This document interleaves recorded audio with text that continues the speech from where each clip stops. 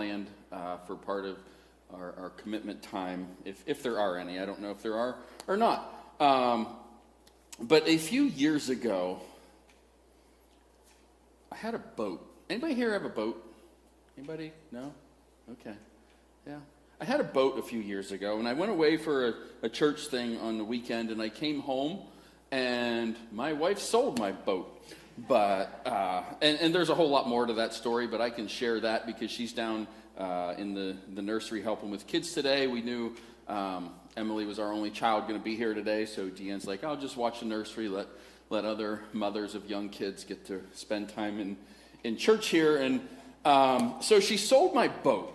And I used to take the boat up to Lake Erie, and I'd get a little nervous sitting on that lake because, you know, it's pretty deep. I didn't have a huge boat, and if the waves got too big, like, I don't know. But when you're in the boat and it's floating, like, there's nothing to worry about, right? You're safe.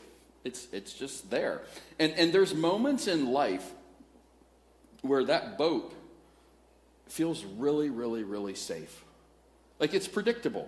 As long as the water stays out of it, it's going to float. It's familiar. It's safe ground for us. And that boat with the motor, the steering wheel, like, it's controllable. I'm in charge of it when I was sitting in it before she sold it for me. She knew. I mean, I knew. Like, I was going away. The buyers were all lined up. But it's funner. It's much more fun to tell it my way. But Jesus, worshiping Jesus and following him, I really believe represents what takes place in a boat.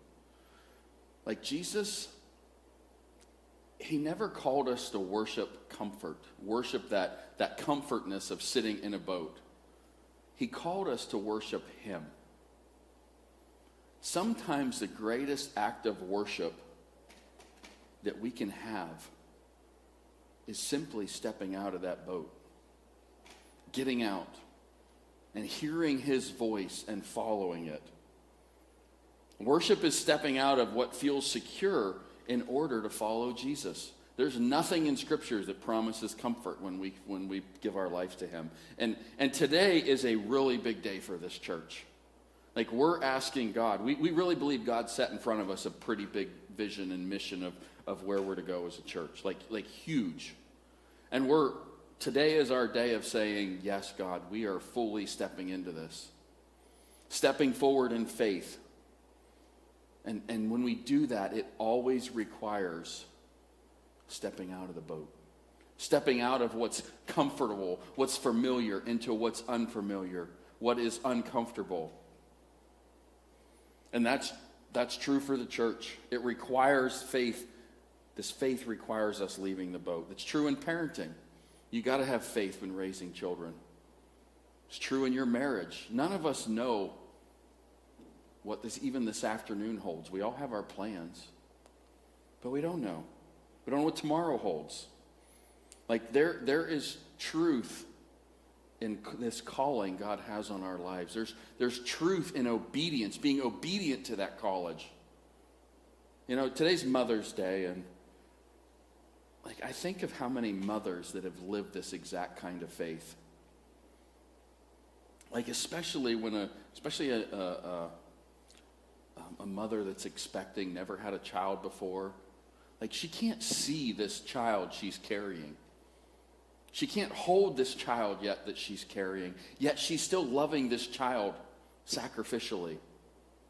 She's getting nothing in return. She's getting probably heartburn, sickness, pains, body stretching in ways that I don't know how it's even humanly possible. And she's getting nothing in return at this point. Like, a mother is called to sacrifice the one thing that is usually extremely valuable to a woman, her body. And in the end, it's all worth it because the love that God just pours out through a mother. She prays through sleepless nights, trusts God when she doesn't have the answers, and when there's situations beyond her control. She keeps showing up. Keeps believing. Many of us are here today, including myself, because our mother's faith was strong and stepped out and prayed for us along the way. So thank you, mothers. You truly are a blessing to this world. I want to read in Matthew 14, verses 22 through 32. And this is where Jesus is in the boat, or not in the boat, where he sends his disciples out in the boat. And he says, immediately Jesus made the disciples, and I want you to pay attention to that. He made the disciples get into the boat and go on ahead of him to the other side while he dismissed the crowd. After he had dismissed them, he went up on the mountainside and by himself to pray. Later that night, he was there alone, and the boat was already a considerable distance from land, buffeted by the waves because the wind was against it. So I picture this boat just sitting out in the middle of the lake, not really going anywhere. The waves and the wind were keeping it from getting towards its destination much. But it was safe, it was floating. Shortly before dawn, Jesus went out to them walking on the lake. And when the disciples saw him walking on the lake, they were terrified. It's a ghost, they said, and cried out in fear. But Jesus immediately said to them, take courage. It is I, don't be afraid. Lord, if it's you, Peter replied. And here's where Peter, I love Peter. This is where he comes in. Lord, if it's you, tell me to come to you on the water. And Jesus says, come. Then Peter got out of the boat, walked on the water, and came toward Jesus. But when he saw the wind and was afraid, he began to sink. And he cried out, Lord, save me. And immediately Jesus reached out his hand, caught him. You of little faith, he said, why do you doubt? And when they climbed into the boat, the wind died down. And I love that verse 31 where Jesus kind of scolds Peter. And quite often when we read that part, when we see him scolding Peter, we're like, oh, Peter, why? Like, why do you doubt? Like, our faith is better than that. But in all reality, we're going to get to something here in a minute where it's going to show us that what Peter did was truly remarkable compared to the rest of the disciples. But verse 22, it says, Jesus made the disciples get in the boat. He made them. That means that we're in the storms we go through in life. We're in these storms. The disciples were in this storm because they obeyed Jesus. That's important. That's very important. They were in this storm because they obeyed. And we often, we think obedience should make life easier, right? I put my faith in Jesus, and everything from then on out is going to be perfect and happy, and I don't have to worry about everything, and life's just going to go smooth. I'm never going to get sick or do any of these things happen, and that's not how life works. Jesus never promises us that. The storm was not proof Jesus abandoned them. The storm was proof that Jesus was growing them. Because often obedience leads us into a deeper presence with God. And that's important for all of us. Some of you are in storms right now. Some of us might be a financial, health, family storm. Could be an emotional storm, whatever. We all go through them. And maybe today God just wants to remind you something pretty simple, and that's the only reason you're here today. Maybe he just wants to remind you that you're not abandoned, that he's with you no matter what. He didn't leave the disciples out in that storm. They weren't alone. Jesus sees you in your storm right now.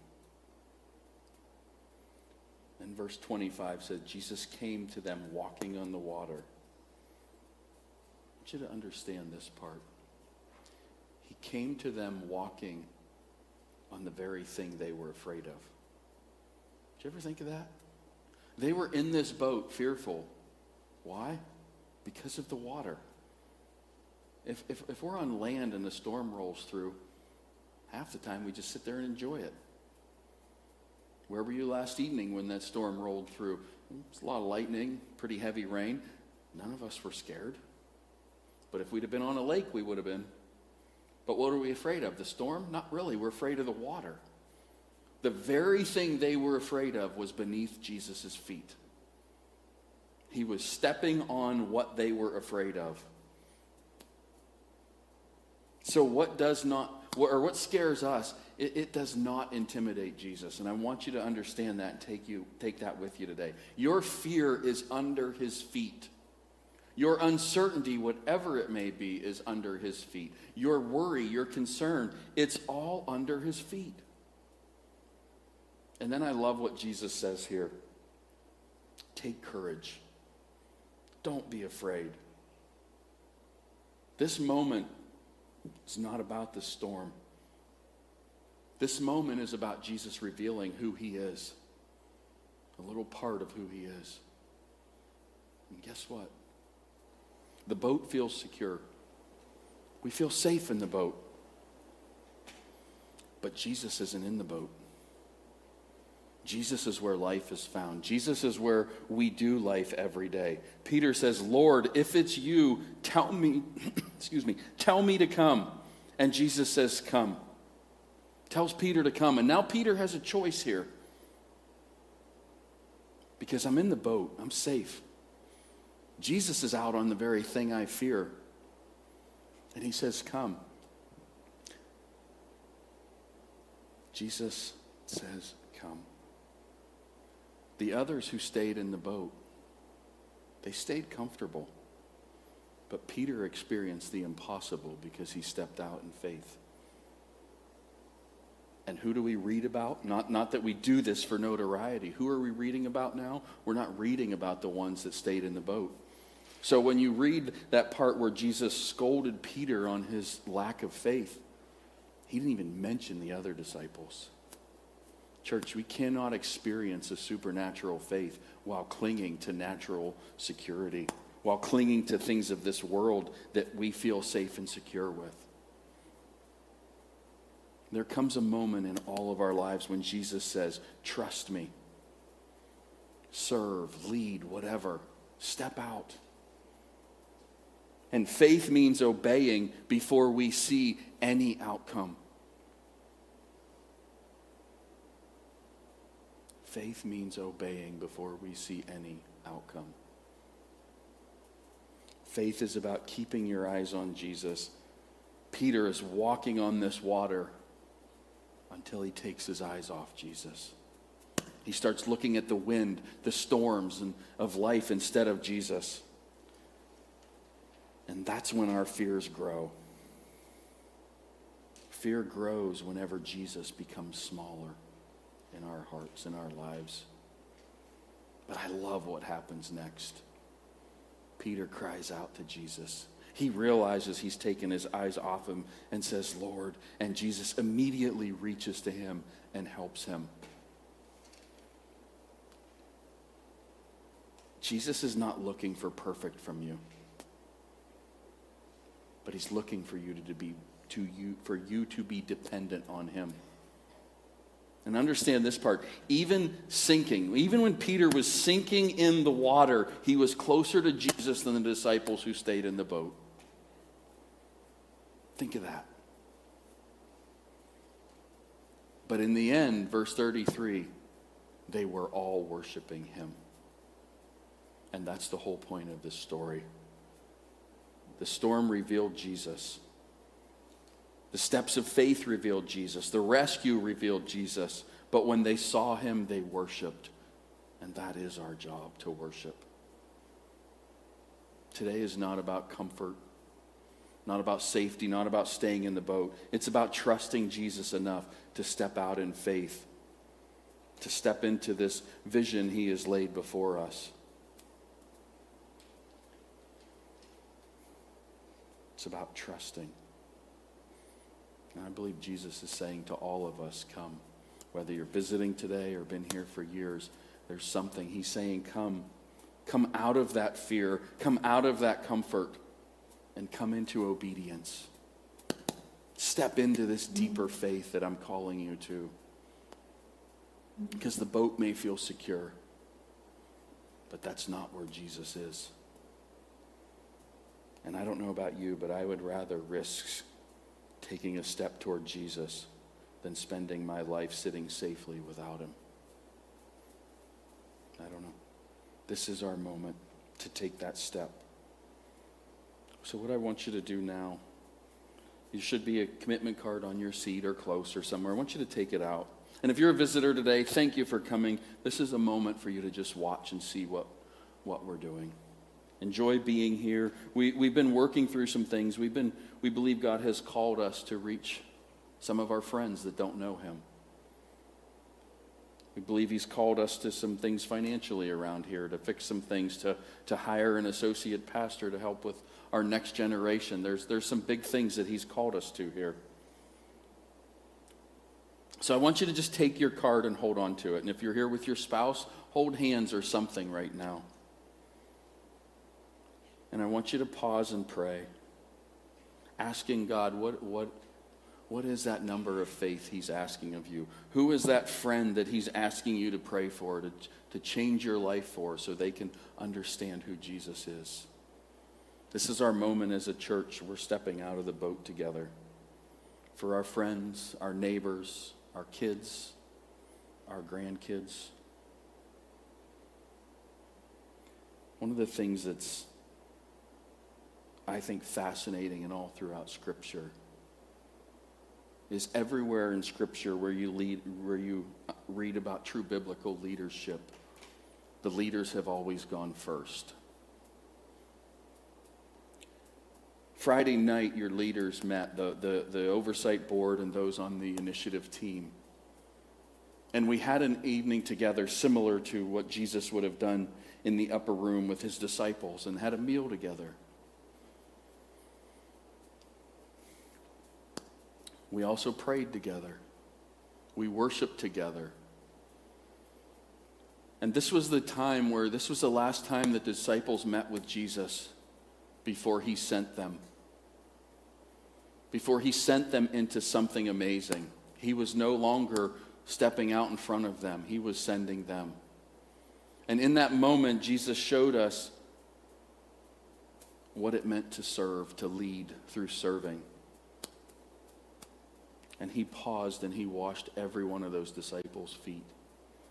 Something that was reserved for the lowest of low people in that society. Jesus washed all their feet. Your leaders on Friday night went before you. And I don't know if you've ever done foot washing, but it's kind of weird. It's gross. I will admit it. But it is powerful. And your leaders did that. They went before you in committing to this vision God had in front of us. 100% that were there have committed. I'm asking those that were there that night to come forward with your commitments first. So if you were there, just bring yours up. Or if you weren't there and are on the board, please do so too.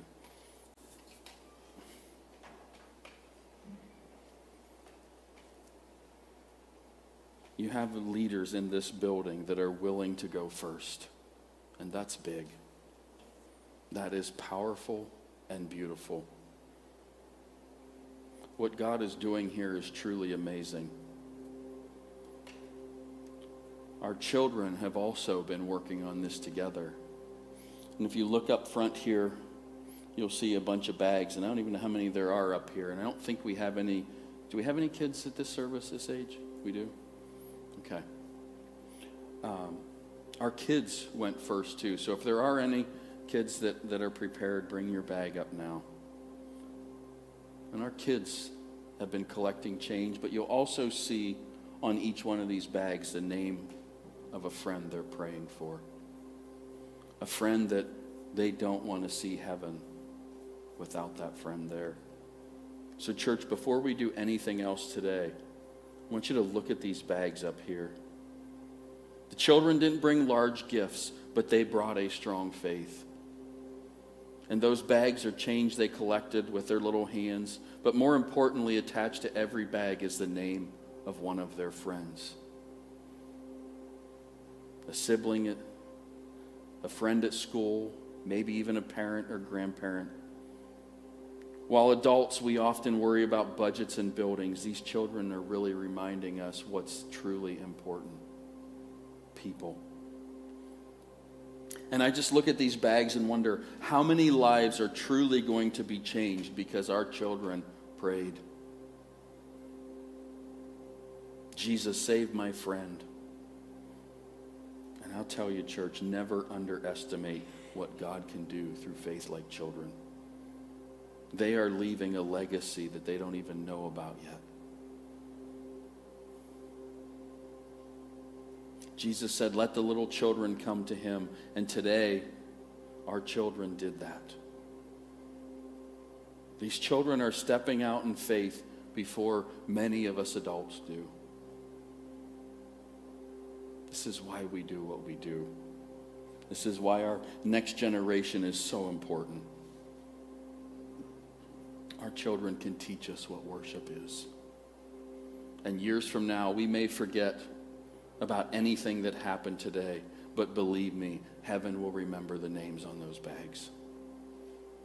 And I can't help but wonder if one of those names represents a missionary, a worship leader, a future pastor, a Sunday school teacher, maybe someone who will completely change their family tree because one of your children cared enough to pray for him.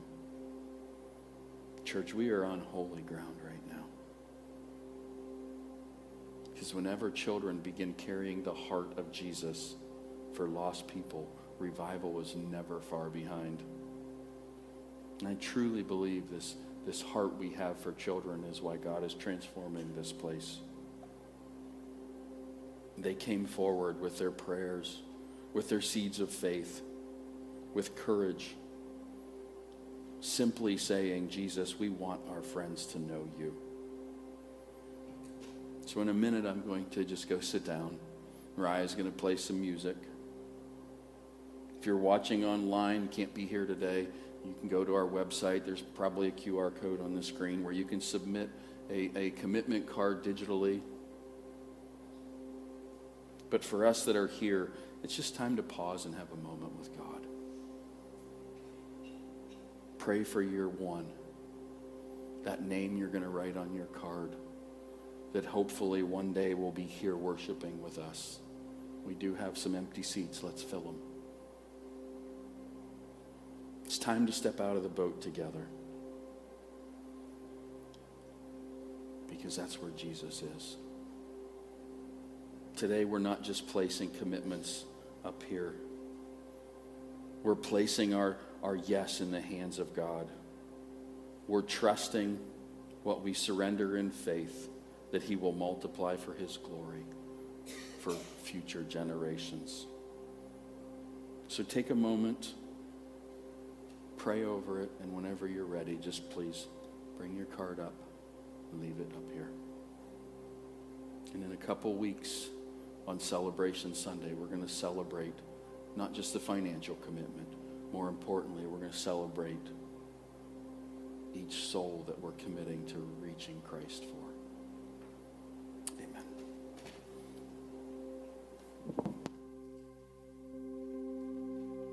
Church, as you're preparing your commitments, one thing to just remember is these aren't just numbers on a page. It is about trust and obedience, like Pastor Randy said. And every commitment that is brought forward today is somebody saying, God, I want you to use me for whatever is going on and is happening in this house. And that what you show today is an act of worship. It's saying yes to the altar and saying, Lord, everything I have belongs to you and is in your hands. And it's never been about equal gifts, but it is about equal sacrifice and equal obedience as one body of believers. So like Pastor Randy said, sit with God, speak to him right now in this moment, and faithfully respond to what he is telling you to do. And for the next 5 minutes or so, you'll have the chance to come up.